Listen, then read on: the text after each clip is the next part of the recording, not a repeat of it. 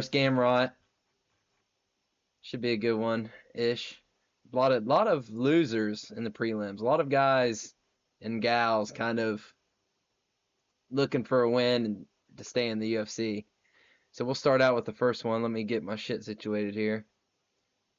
Down here at the bottom. There we go. Yeah, that'll work.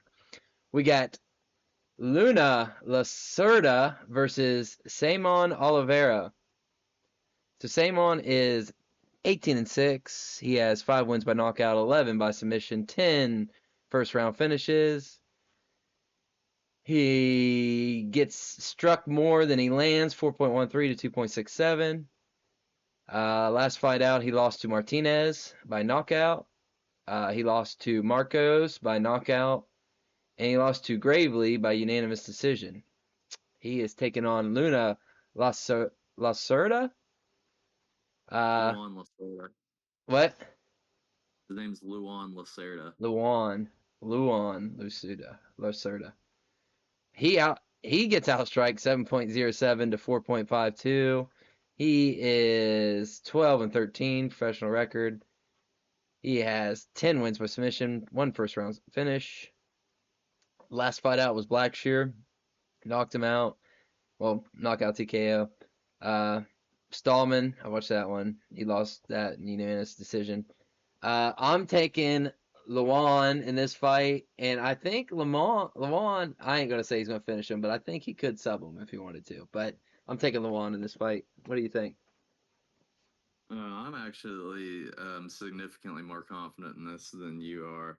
I think both fighters here aren't the best, clearly. However, I mean, I see talent on one side and that side being Lacerda. I mean, I don't take too much for the account that you lose to Cody Stamen in your debut. That's a tough ass for a debut. And Damon Blackshear, who's always right in the top 30 bantamweight. So all in all, those aren't bad losses at all. He showed a little bit of spark in the first round of both those fights. They brought him in because they thought he could definitely be something. This is an instance where I actually do like the 2 years off to improve his skill set.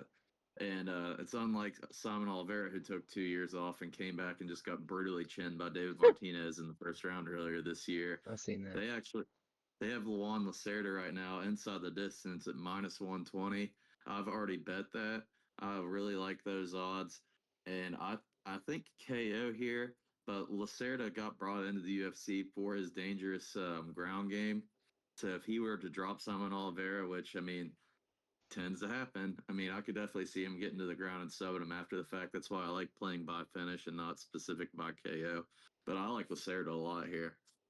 Same. I don't like Oliveira at all. Anything I've watched him fight, he doesn't look good. I shouldn't be this confident in someone that's taken 2 years off, but I mean, He upon didn't look seeing what bad. Simon Oliveira did 2 years off. His losses didn't look bad. I mean they're tough, but I mean whatever. So we got Julia Polostri versus Karolina Kowalensky.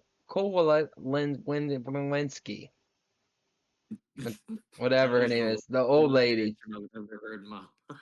the older of the two fighters. I like her though, Carolina. She's 16-9 in the UFC. 1 win by knockout, 3 wins by submission. She outlands her opponents 5.54 to 5.51. Her last fight out, she lost to Gomez, and she lost to Lucindo. We got Julia, who this will load up. 13-5. She has 4 wins by knockout, 3 wins by submission. She outlands her opponents 5.62 to 5.37. She lost to Gudinez, and she beat McKenna, which McKenna didn't look that great anyways. I'm taking Julia in this one. She got nasty clinch. I think she's quicker, and I just think the younger fighter and the stronger fighter. I think she's going to win this fight pretty handily. What's your thoughts? Yes. So, would you like to hear the proper pronunciation for her last name and Let's see hear it. how I'm Kolowicz. Kolkavich. Kolakevich. Good deal. I don't listen too well when I'm watching these fighters fight back, so. I hear you. I mean, In her prime, Carolina was decent. She fought for a title back in the day. I mean, that's like 27 or 28-year-old Carolina. I cannot take a 40-year-old Carolina here, especially with Julia's style, which is a come forward pressure striker. And Carolina wants to go out and distance strike, which is something I don't think she's going to be able to do here with Julia all up in her face. I think she actually walks through her here. So the thing is, it's probably a decision here, but the last time Carolina got knocked out was by Jessica Andrade, who fights very, very similarly, who will come forward and get in your face. And I mean, it's worth a sprinkle here because Julia's tough as fuck and hits really hard. Julia by KO is plus 330 here. I think it's gonna probably go decision, but I mean, it's worth a little shout. It's at plus 330. I mean, what's a couple bucks on that gonna do? I like Julia here. I think she's gonna steamroll Carolina 30-27. I could even get a knockout here, What's but the I odds like on the Julia. points? I don't have the odds for the points on here. They're probably minus 200 or something like that. Julia's Okay. minus 470 right now. So Yeah. So probably ain't let that me just great. look real quick. I'll make it easier. Yeah, this doesn't have the odds on there either, so Oh, it doesn't have the odds for any fighter. not on this one, not on the UFC.com. But I'm guessing we took two favorites already, so Luan Lacerda's minus 250. yeah, I figured he was favored after watching their fights. I was like, yeah. Hey, that just tells you know what you're doing, man. You're looking at a fighter and just telling from the weather. Yeah, dude, Usually, minus sometimes. 200. Okay. Wait, she's Well, minus definitely 200? minus 200 by decision.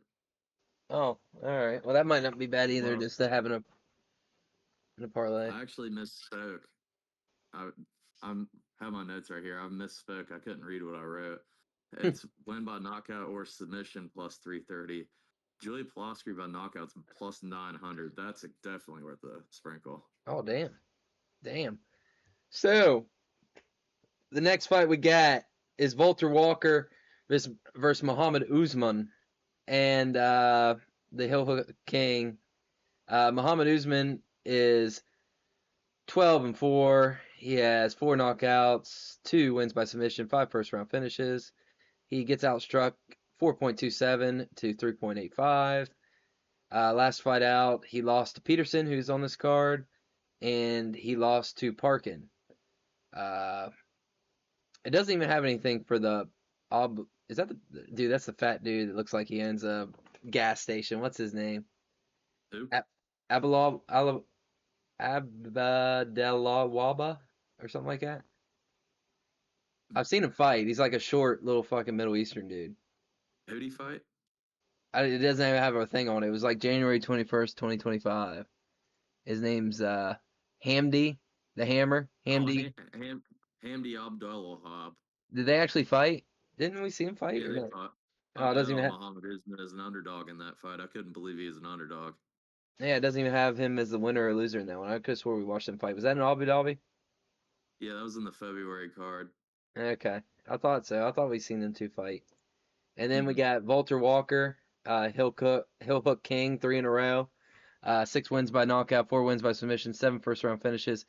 Gets outstruck 2.89 to 1.90, but he's really a grappler, so really low numbers. Did it to Chitty, he did it to Mays, and he did it to Tafa. Heel hooks in a row. And honestly, I can see him doing it a fourth time. I don't know how. I guess Muhammad Usman has to chin this dude to win this fight. So I'm taking Volter Walker in this one by submission.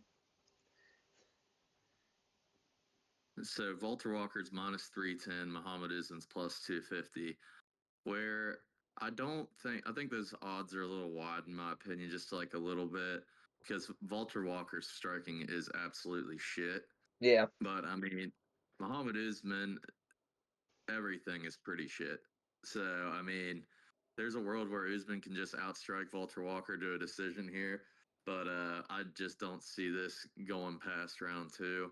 I have written down Walter Walker by round one heel hook because Muhammad Usman just strikes me as the kind of guy that would clinch up with Walter Walker and just get his like taken off. That just gives me off that vibe. Walter Walker, I mean, if you don't want to like take that chance, Walter Walker solely by finish is -110, and this fight not to go the distance or under 2.5. My bad is -140. Oh, I would damn. take any of those. Those are all pretty bettable things. But I mean, I have a parlay that I'm cooking up right now.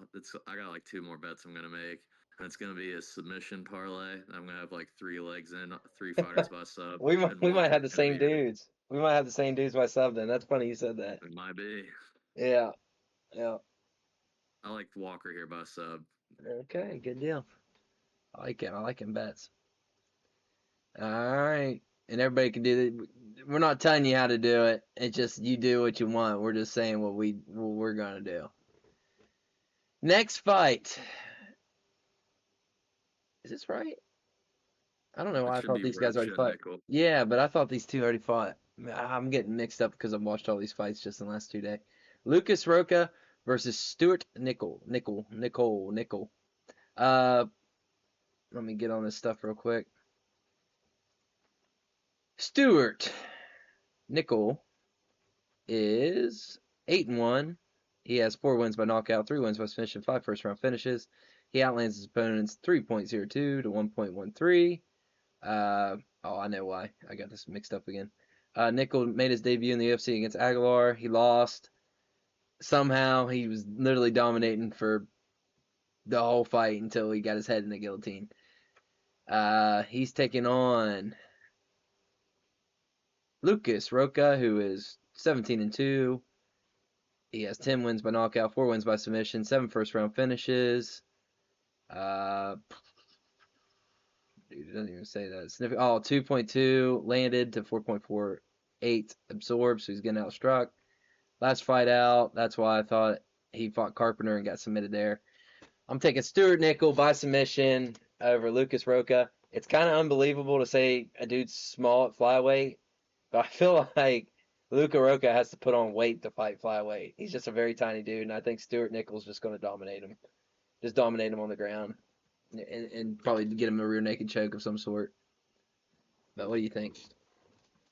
Well, if you'd like to know how in line we are, my first sentence on my notes written down is very tough fight to predict. Rocha is very small for flyweight and doesn't have great takedown defense. But we got Lucas Rocha here at -120, Stuart Nickel at +100.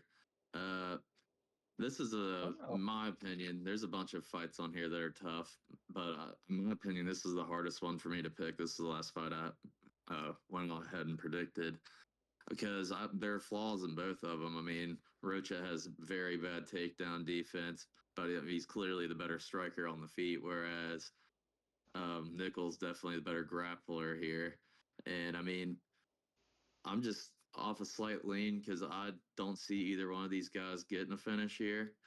Because I mean, Carpenter, in my opinion, is a very, very good fighter.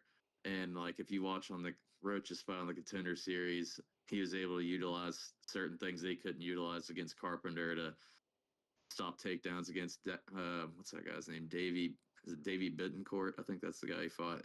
Bittencourt was the favorite in that fight, and Rocha hit him with a knee coming up the middle when he tried to shoot in. I think that could shake off Stuart Nickel a bit. I think he's going to cause more damage. I'd go Rocha by decision here. I'm not betting this whatsoever because there's definitely a world where Nickel can get a takedown and get a ground and pound TKO or submission because he did just get submitted. But I'll go Rocha here. Not confident in that whatsoever. The least confident bet I have on this whole card. Gotcha. Well, we learned a lot. I thought that was going to be a part of the submission parlay, so we're in a different thought process on this then.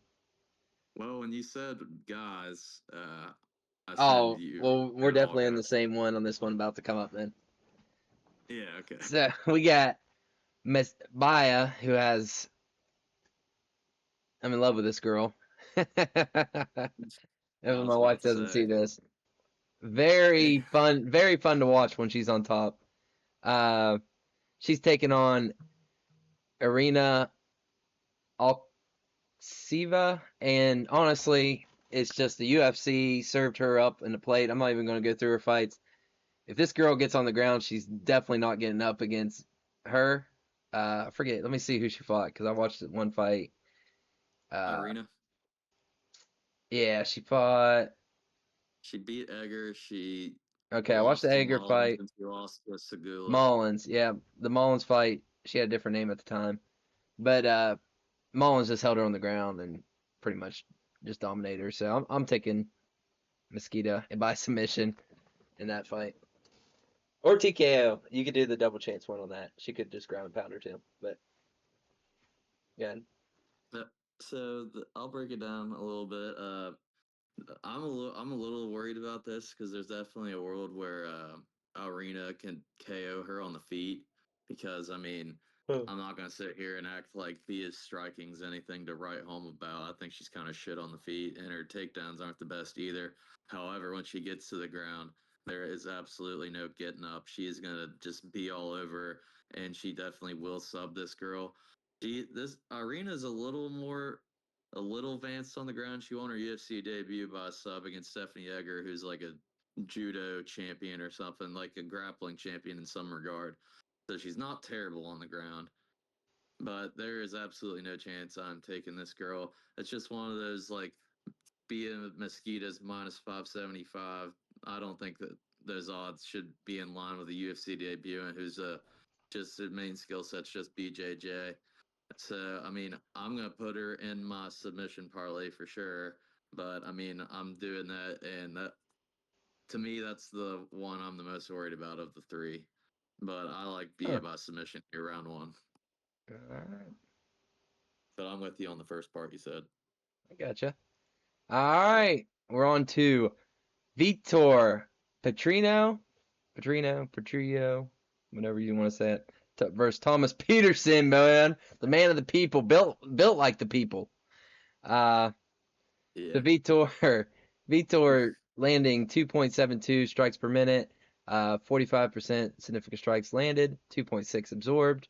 Uh, Grappling, takedown defense 71%, which is gonna have to come in handy here with Peterson. Peterson striking 3.74 landed per minute, absorbed 2.94. Petrino in his last fight, he beat Austin Lane by rear naked choke. Uh, the Denise fight was canceled. Dustin Jacoby knocked him out. Anthony Smith, guillotine choke. And the Pedro fight was a unanimous decision. And then we go on to Thomas Peterson, Mr. Peterson here. Uh, 10-3, age 30 years old. Last fight, he beat Mays by decision. He lost to Shamil by a right hook knockout. He beat Muhammad Usman by unanimous decision. He lost to Pogues, Jamal Pogues, by unanimous Pogue. decision. Pogue? I watched Pogues. that fight too, and I don't know. That's kind of interesting. Unanimous decision. But I'm taking Thomas Peterson here. I think Thomas Peterson's just going to wrestle him if he needs to. Vitor can knock him out, but I think Thomas Peterson's just going to wear his ass out, and I think he's just good enough on his feet not to get knocked out. But it really is just going to take one. If he can get through the first round, it'll be all right. What do you think? Well, we got Vitor Petrino minus 300, Thomas Peterson plus 240. Woo. Uh, so I am completely on the wrong side with you on this one. I'm massively confident in Vitor Petrino. I think this is going to be one-way traffic. These light heavyweights that have been coming up are all having like all this great success, and I right here, not counting Ryan Spann, and I still see the same here. Vitor is. I mean, just looking at how he fought Austin Lane his first fight, I mean, I thought he was just gonna chin Austin Lane out cold, and then he just took him down, submitted him like it was nothing. Which I mean, if these guys like this can just go up and do that to everyone that's like an unranked heavyweight. So I've put $100 on Vitor Petrino by finish at minus 110. I think he's going to get Thomas Peterson out of there. I mean, no shame in losing to the absolute fucking goat of the sport, Shamil Gaziev, dude. The only thing that's beating that guy is his own heart. But I'm definitely taking Matrino here, but I mean this is the same guy that last time he fought in Brazil put his own head in a guillotine by Anthony Smith and got submitted. So I could definitely see him doing something stupid here.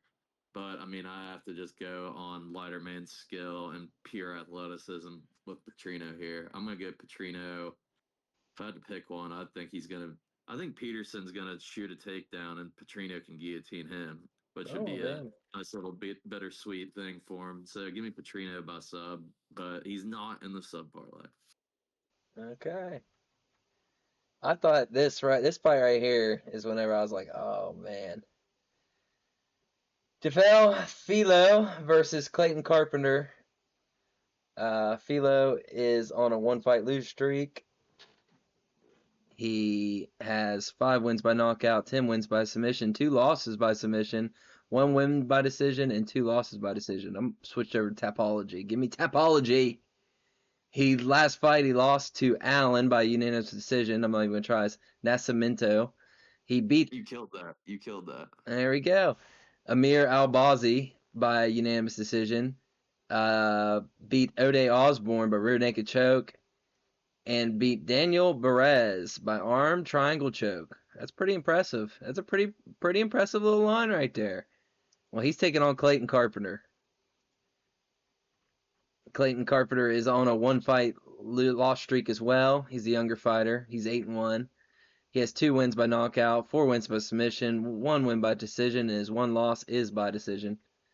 Last fight out, he lost to Olbekov,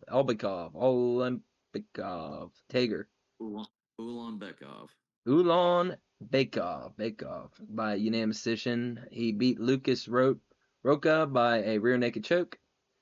And he beat another fighter, Ronduros, by a rear naked choke. This dude likes rear naked choking people. I'm taking Philo in this fight. I just think he's fought the better competition. I think he can be a handful on the ground, grappling. Take a Philo. So, I mean, before I start this, the odds are Clayton Carpenter minus 120, Jafel Jesus. Filho plus 100. I don't like Uh, being on the dog side all the time. so coming into off his last fight, I bet like 100 on Philo against Alan Nascimento. I was really upset with his performance. I was like, wondering like he's normally like getting after it and showing crazy cardio. I couldn't understand why he was like looking dead. And then like afterwards it came out, I don't know if you saw this or not. He got bit by a fucking spider Oh, the jeez. week of the fight and he got on antibiotics and the doctors told him that they told him he should not fight, definitely don't fight. Well, he fights anyways, probably thinking, fuck it, I'm the best there is. I'm gonna submit this guy in the first round. He wins the first round against Allen. Allen's probably the biggest flyweight on the roster, and then just gets out muscled because the antibiotics take over his body, which immediately threw out what I was feeling about it. It makes more sense, in my opinion. And everyone's talking about Clayton Carpenter is this great wrestler, great BJJ, good hands. Those are all true. That you just mentioned it. I mean, everyone's cream of the crop. All of like before the Moreno fight, Amir Albazi's the best grappler here. Amir Albazi's a beast grappler. Jafel Filho fucking beat him in grappling. So I don't want to hear none of that shit. This dude is a dude that in the past, I mean, to be fair, he won the first round his last fight. This dude does fight for your money, and I mean, he looks like, I don't want to be rude, but he kind of looks like victim built a little bit. I'm waiting for someone to chin the fuck out of him running Yeah. forward. But a bet I've already put on this fight, and I absolutely love this bet, is not to go the distance at plus 110. Both these guys do not go to decisions very often. They both get after it. I don't think that last fight for Fieldho was going to go to decision if he was at 100%, which he said probably 30 to 40%, 50%. Like, I'm a big fan of that dude. I like Clayton Carpenter too, but I'm gonna go with the fucking more dangerous dude in my opinion to look to end the fight. In my opinion, that's Jafel Filho. The safe bet is this. I mean, it's definitely not safe. It's plus money, but my bet is not to go the distance because I could see Filho getting chinned. I could see him pulling a crazy sub on Carpenter like he almost got on Makayev. I think this fight's going to be action packed and very fun to watch. So I'll take Jafel Filho as an underdog here with you. Okay. Hell yeah. Good deal. And now we're into our main card. Lucas Almeida versus Michael Aswell Jr., who fought one of my favorite guys on the Contender Series, Grad. Fucking blockhead. Yeah. So Almeida, he lands 4.94 strikes per minute. He absorbs 5.04. He's on a one fight losing streak. He is 15-4. He's 34 years of age. He has 9 wins by knockout, 1 loss by knockout, 5 wins by submission, 1 loss by submission, 1 win by decision, 2 losses by decision. His last fight out, he lost to Danny Silva by split decision. He beat Timmy. He beat Timmy by decision. Yeah, the decision. And there's my boy Andre Feely. Even though he didn't win it. Wait, did he win it? Who did he fight? That dude. Feely beat C-Rod his last fight. Yeah, that's right. I took C-Rod and I should have took Feely, but it was probably a good fight. Right hook, ground to strikes. He lost. Then we got. Oh man, is there another Almeida, Pat, that I'm thinking of? Is there another guy that used to be called Almeida? There's a bunch of Almeidas in the UFC. There's like 4 of them. Okay, and then we got Michael Aswell Jr. Fought Volgograd in the UFC, Dana White Contender Series. He lost to Oki. Oki's a grappler, right? No, Oki's that black dude that fought Mason Jones at Paris. That's like a heavy-handed striker. Okay. Man, there's another black dude I can't think of that kind of is a big grappler, and I can't think of what he just fought recently. Got him mixed up. Bogengard, he lost. He beat Dorian Ramos by split decision. He lost by unanimous decision to Oki. I'm taking Michael Aswell Jr. here. I just think he throws, 9.1, high volume, 7.93 per minute. This isn't for me, but a bet that I think does sound good is over on his significant strikes. I don't know what the number is, but I've heard people say that one multiple times with Michael Aswell Jr., so I don't know what it is, but it sounds like it'd be pretty good. This guy throws. What's your thing? I'm pulling up right now. It's a little weird for UFC. They typically come out with those whenever the day of the fight is. Yeah, they're not on here yet. But so I think this is gonna be fight of the night. I think these guys are gonna get after it. I think this is gonna go 15 minutes, in my personal opinion. Michael Aswell's tough. I should start to mention Michael Aswell minus 155, Lucas Almeida plus 130. Okay. So, like you were saying, he lands 9 significant strikes a minute, but he also gets hit with 7.5 significant strikes a minute. Michael Aswell's tough, but as I've said time and time again, you get labeled tough because you get your fucking ass beat. And I mean, this dude's whole strategy is to pressure you until you fade out and then get TKOs from that. And he's just gonna take whatever you got. Which I mean, I think more of the same is gonna be here. But this is a little different than Oki. Oki's a fighter that doesn't like getting pressured, whereas Almeida doesn't like it per se either, but he also won't let you pressure him. He also like pushes forward. So I think this is going to be like a little car collision in the middle. And if it's going to be the case, I don't want to sound rude, but when I watch him fight, I think Michael Aswell is a tad bit pillow-handed, whereas Lucas Almeida's got some pretty dangerous pop in his hands. I'm going to go with the guy, in my opinion, that's going to look like he's caused more damage by the end of the fight. And I think that's Lucas Almeida, 29-28 decision here. I can see this going either way, but I'm going to go with a slight homer decision down in Brazil for Lucas Almeida. Okay. And I don't think I'm going to bet anything on that. I am curious now that you mention it because that is an interesting bet for Aswell significant strikes. I would imagine they'd line him up at like 85. Okay. 80, something like that. Because he does land. He landed all day on Oki, but I mean, look at the numbers, not over 9, getting hit by 7. And I mean, he clearly lost 2-1 because, I mean, Oki's 7 are way more powerful than his 9. Is kind of what I'm getting at. Now we're on to another featherweight bout. Ricardo Ramos versus Con Ofli. I say that right? Was it Ofli or Ofli? I think it's awfully, but I mean, close Awfully. enough. All right. Awfully, he is 11-4 pro MMA record. He's on a 2-fight losing streak. He's aged 32 years old. He's from Australia. Last 2 fights he's lost, and then he's won. He's went 2-2 in his last 4. Lost by decision, lost by a left hook, ground strikes. He lost by a guillotine choke. He won by a guillotine choke, and he won by a unanimous decision. He's taken on Ricardo Ramos.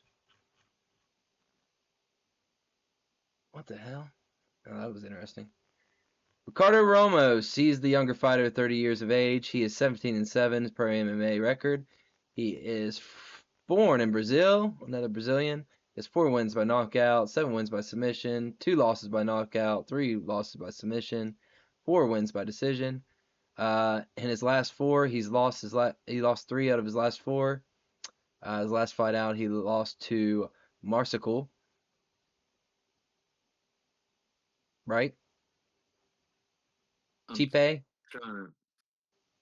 Ricardo Ramos' last fight. Chipe, I think it says Chipe Oh, yeah, Marsical. okay. Yeah, Unanimous I didn't hear you decision. say the first name. I was trying to sit here and like think of whose last name is Marsical. It's I Chepe Mariscal. okay. I really don't have too much of an opinion on this one. I'm just gonna go with. Phew, I'm gonna go with Ricardo. I'm gonna go with Khan awfully in this one. I really don't know anything about these two fighters. I'm just going off what I've just seen. I didn't watch their I, fights. I don't hate that. I was considering going awfully also. Ricardo Ramos minus 200, Con Offley plus 165. Hmm. I mean, this is like one.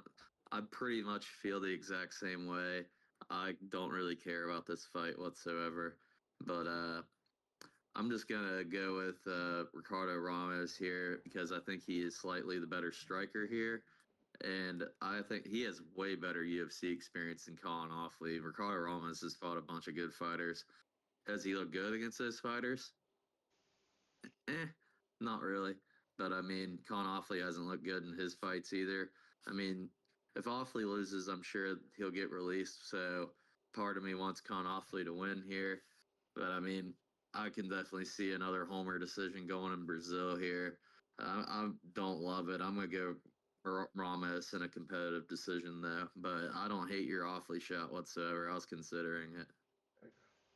All right. Both these guys are fighting for their career.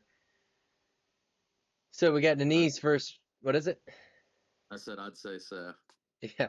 We have Denise fighting Pinto. So we'll start out with Denise. He outlands his opponents 4.58 to 3.71. He is 9-1 as a pro. He is 34 years of age. He has 7 wins by knockouts, 0 wins by submission, 2 wins by decision. He's been knocked out once. His last fight out against Alvin Hines, he won by unanimous decision. He's taken on Mario Pinto. Oh my gosh, dude. Shit's acting goofy. It's blacking out. Oh, man. He's getting outlanded by 5.29 to 3.67 significant strikes. Pro records 10-0. The boy is 10-0. What is he? 27 years of age, so he's the younger fighter. He's on a 10-fight win streak. Beat Austin Lane in his last fight by a right hook.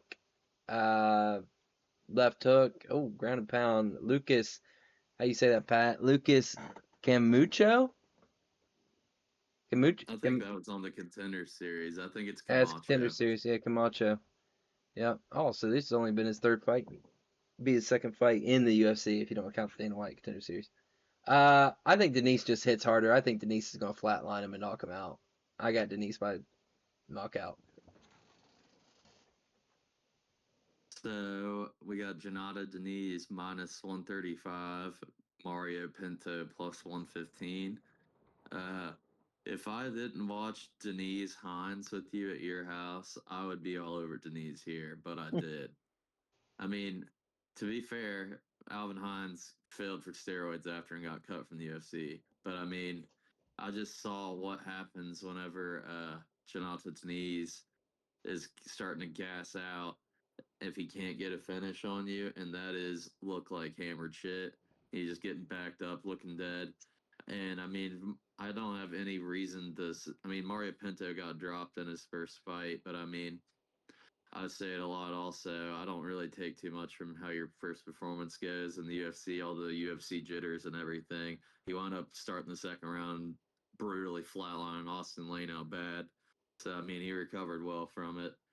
So, I mean, if he doesn't knock Mario Pinto out, I think being at a good gym over in Manchester and being the more athletic fighter with more power in their hands potentially, I mean, I'm going to go Pinto here. This was, other than the Roach and Nickel fight, this is the hardest fight for me to predict. Um, I also think Pinto, I mean, he hasn't really shown it too much, but I know those dudes in that Manchester gym are like very decent at grappling and stuff. So if Pinto wants to shoot takedowns, we all saw what happened to Janata Deniz against Marcin Tybura. If you take this dude down, you might as well staple his back to the canvas. He isn't going anywhere. So I actually kind of want to pick that. Uh, Huh. I'll go Mario Pinto round two KO, but Okay. I think it might be on the ground. Okay. But again, I definitely see Janato Deniz winning the first round. If he can knock him out in the first round, then fair play to him. I just don't like the way he looks when the fight goes further, and I definitely don't like the way he looks when he's on the ground. Alrighty. We're moving up in our welterweight bout. We got Vincent Luque versus Joel Alvarez. So we got the silent assassin. He's 23-11. He has one fight loss. He has 11 wins by knockout, 9 wins by submission, 3 wins by decision. He lost his last fight against Kevin Holland by anaconda choke. And ironically, he won the fight previous by an anaconda choke. He's taking on Joel Alvarez. Joel Alvarez is 22-3 in the UFC. He's on a 3-fight win streak. He has 5 wins by knockout. He's been knocked out twice. He has 17 submissions. No fights that he's won have been decision, one loss there though.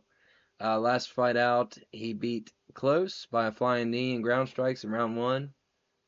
And he beat Elvis Brenner by knees and ground and pound. I like Joel Alvarez. He's just one of my favorite fighters in the UFC, so that's who I'm taking. And that's why I just like the dude. So, what's your Bro, fight? I feel so bad for Vicente Luque, bro. He was supposed to get Ponzinibbio in front of his home fans, where I think he would have beat Ponzinibbio, and instead Ponzinibbio pulls out, and now he gets Joel Alvarez making his welterweight debut, which he said the reason he's moving up to welterweight so he can be more active. Damn. So I very much hate this for Vicente. I think he's getting knocked out in the first round, but he could sub him. But I hope for Vicente's sake, Joel's nice and just submits him. Because my God, I can't take much more damage to Luque. He's one of my favorite fighters of all time. I Uh, fucking hate it. I fucking hate this shit. But I mean, Joel's nasty. He was a part of my great experience at UFC Tampa, getting the knockout Jakar Close, the greatest fight card I've ever witnessed in person. So I mean, Joel Alvarez is minus 550 for a reason. He's going to steamroll Vicente Luque. oh shit. I'm going to go Joel Alvarez by round one TKO. Hell yeah. Unfortunately. People say it could be good for his gas tank that he doesn't have to, he doesn't have to cut the weight being at welterweight. So. 1,000%. I mean, lightweight at 6'3". I mean, what are you doing? I mean, he's not like the others, like Jalen Turner or anything. He's a big fucking 155. He's like tall and jacked. So I mean, I was kind of crazy how he was making the weight to start with, but now he's going to be able to be more active. I'm so excited to see that. So I mean, the dude's only loss that I can remember in the UFC was ground and pound to Armin Sarukian. Oh, bummer, you lost that one. But I'm gonna go Alvarez here. I hope he takes it safe on my boy Luque. So we're moving up to a bantamweight bout. We got Davison Figueiredo versus Montel Jackson. Figueiredo is 24-5 with one draw in his pro MMA debut, pro MMA record. 37 years of age. He gets outstruck 3.64 to 2.82. He's a Brazil homeboy. He has 9 wins by knockout, 2 losses by knockout TKO. He has 9 wins by submission, 1 loss by submission, 6 wins by decision, 2 losses by decision. His last 2 fights, he's lost to Corey Sandhagen with a knee injury. I remember that. And Peter Yan, he lost by unanimous decision. He beat Marlon Vera, he beat Cody Garbrandt, and he beat Rob Font before that.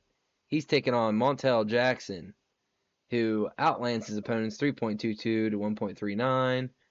He is 33 years of age. He is 15-2 on a 6-fight win streak.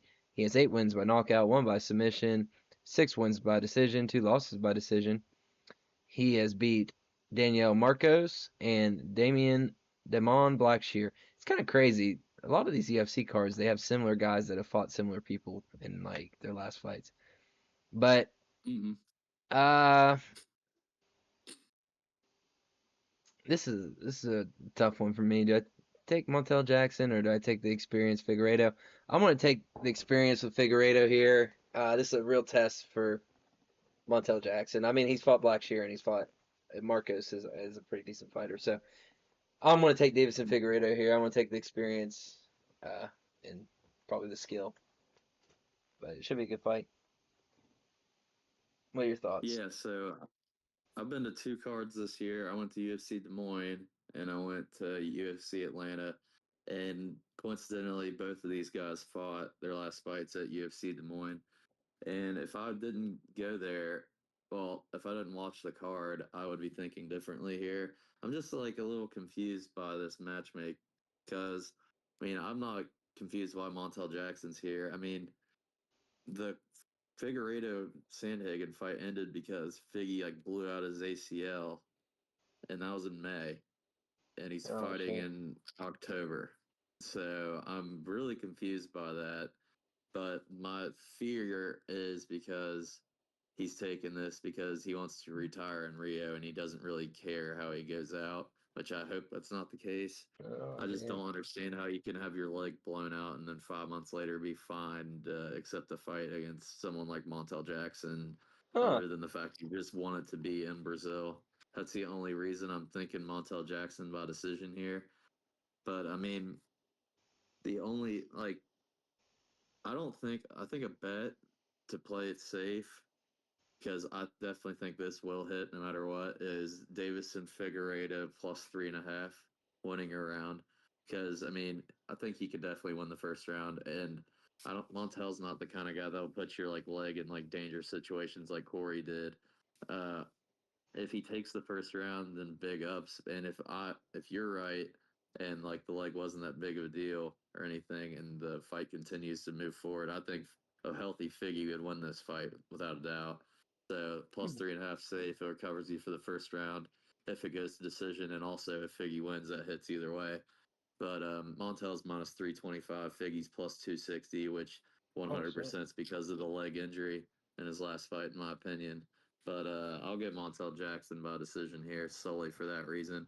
But Okay. if old Figgy comes back, I think he's going to beat Montel Jackson. Okay. And then we're on to our main event. We got Charles Oliveira versus Matsu. How do you say his first name? I know it's Gamrot. Mateus. Mateus Gamrot. All right, we'll start out with Oliveira 4.1, 3.1 landed per minute to 3.26 absorbed. Oliveira is 35-11 in his pro record. He's 35 years of age. He has 10 wins by knockout, 5 losses by knockout, 21 by submission, 4 losses by submission. He has 4 wins by decision, 2 losses by decision. Last fight out, he got knocked out by Ilya Taporia. He beat Michael Chandler before that, and he lost to Arman Taruskin. I was close Sarukian. to The T silent. Saru Sarukin. Sarukian. Yeah. Sarukian. Okay, Arman Sarukian. He lost by split decision.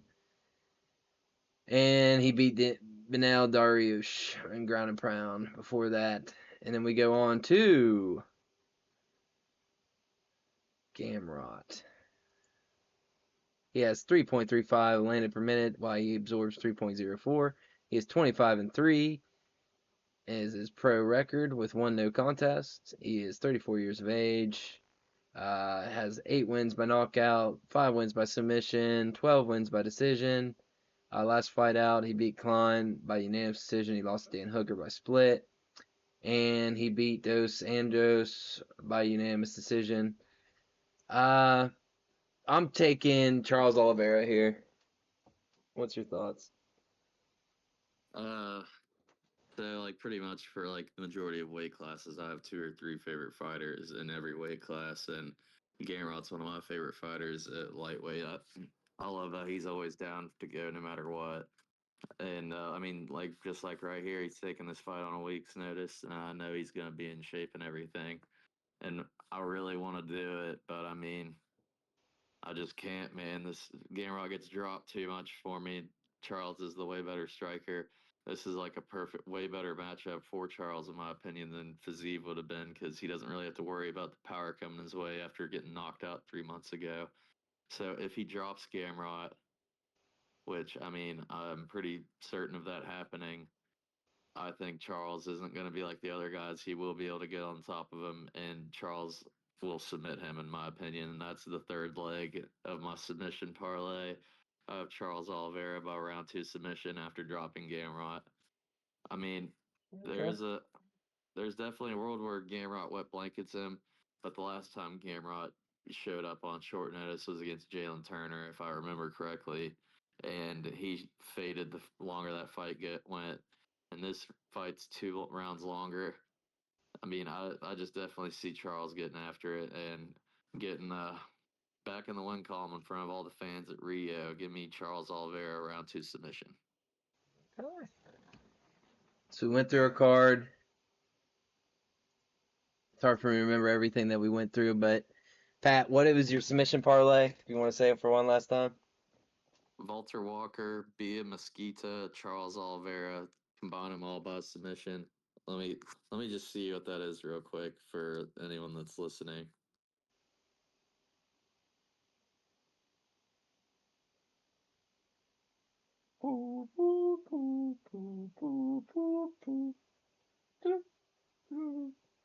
Hey, we can only go so fast over here.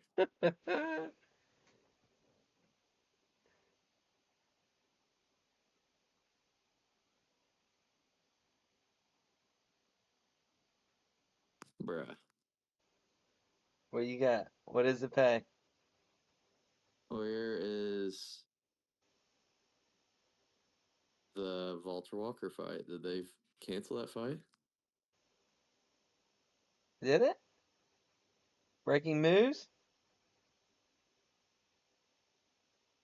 I don't see it on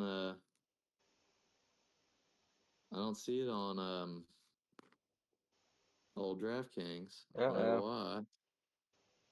I didn't see an alert or anything for it though, so Do you have to go to maybe more it's fights? Sometimes they hide them for some reason. You gotta get more fights. yeah, hold on a minute. Usman There's not. withdrew. Did you look it up? Twitter. Muhammad Usman is out of the UFC against Rio against Walter Walker after suffering an injury. It's currently unclear whether Walker will remain on the card with a new opponent or be removed entirely. God, bro. Oh, hopefully they find him another opponent. I mean, it's a heavyweight. They just signed a fucking million heavyweights, a bunch of them from Brazil. I'm sure they can get one to come in on short notice. But I mean, I'm taking Walter Walker to sub anyone they give him. That sucks, fucking Usman. Yeah. He saw Walter Walker made him his phone background, and he didn't want none of it. Yeah, that guy, yeah. That's exactly probably what happened. Son of a gun. Well, so for my 2-leg parlay, You mind? Hey, uh, just freak it. Oh, never mind. You took the opposite on that one. With Stuart Nickel. plus 575. Stuart Nickel. I don't know about that one. You said you went Roca though. Yeah, You can't do it. yeah. Plus 575 isn't too bad. That's a good wait for Oh, them too. I just got a $20 free bet. There you go. Ah, we placed it. All right, two-leg submission, Oliveira and Mosquito. All right. College football. We got Alabama -2.5 at Missouri. Alabama roll tide. We got Oregon at home -6.5 against Indiana. I don't give a shit, Cincinnati. You're not going to Oregon and beating them. We got. Where's the other one I was wanting? Let me find it. We've got Colorado as a dog at home against Iowa State. Because fuck Iowa State. That's what that one's going on. And then Michigan on the road as a dog against USC.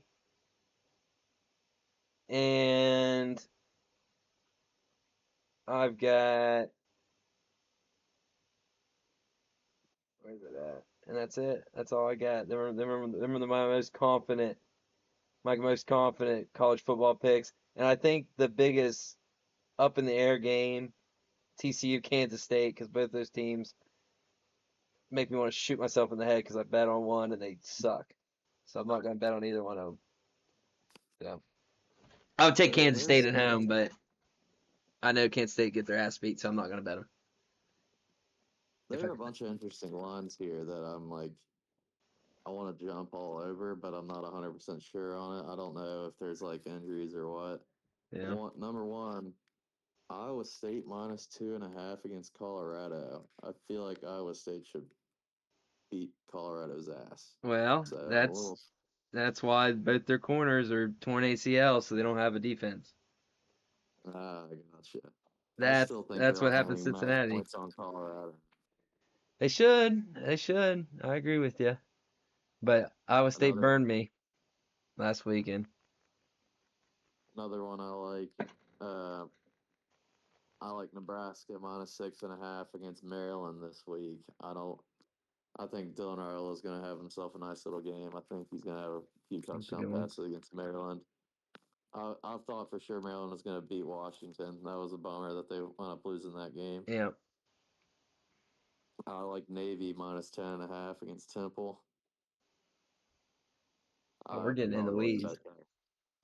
What? I said we're gonna get in the weeds now. No, I was just doing I'm big. just I was just doing big games that people want to watch. I didn't know you were gonna go down that road. Well, I'll just do big games. I'll just do big. You're good. I mean, the winners are winners. I just wasn't I expecting you like to go there. underdog shout. I don't hate Arizona's shot at home against BYU. Yeah, that one that tipped my eyes too. +1.5 isn't bad at all. Then uh I would I would say Arizona State's gonna cover 5.5 at Utah. I think Jordan Travis is a fucking dog, and I think that's gonna be like a 27-24, 31-28 type Say that game. again. Say that again. I think Arizona State covers 5.5 at Utah. I think it's Say gonna be like say a who'd you say is a dog? Jordan Travis or yeah, I said Travis Tyson. Ty Simpson? No, Jordan Tyson, the wide receiver at Oh, Arizona State. okay. I was thinking you're saying the quarterback for some reason. I thought you were saying that. No, Yeah, I gotcha. Jordan Tyson's the number one Yeah, projected wide receiver for the NFL draft. yeah, he's a dog. He's a dog. I I don't do know like about that that one too. Alabama game yet. Utah is kind of interesting. Man, I'm a fan of old Bo Prabula.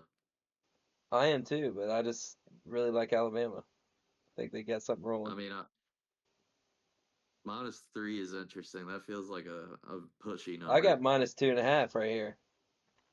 Oh, I hear you. Yeah, on DraftKings it's -3. I'm on ESPN Bet. Gotcha. That's where I'm getting these numbers from. So, and I think Yeah, I don't hate that either. Ohio State minus 14.5. I think that's an interesting one too, because they could just dog walk Illinois. That's it. UFC Cincinnati's a good game. There's a lot of good games on this weekend. I mean, there's just so many. Florida got me in there. I'm gonna take Florida plus 7.5. Give it to me. I think it's gonna be a game. I like that Dallas Who's Wilson Florida guy. playing? Texas A&M. It's, dude, Dallas Wilson's a fucking dog, dude. Yeah, That dude's good. he's a dog. That was his first game of the season last week, and I know 2 touchdowns. That was yeah, it crazy. was insane.